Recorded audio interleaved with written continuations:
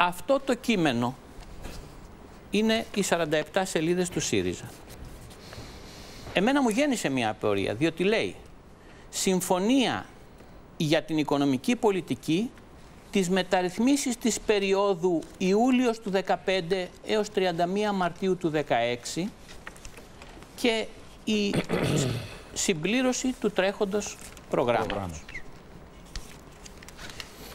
Το έγγραφο αυτό έχει ημερομηνία Μαΐου του 2015. Δεν ξέρω αν είναι αληθινή ή όχι. Αλλά στη σελίδα 44 λέει για το Διεθνές Νομισματικό Ταμείο.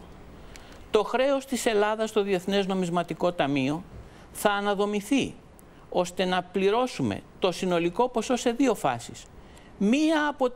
Μία στις 30 Ιουνίου 2015 και μία άλλη σε συμφωνία με ακόλουθη συμφωνία που θα γίνει.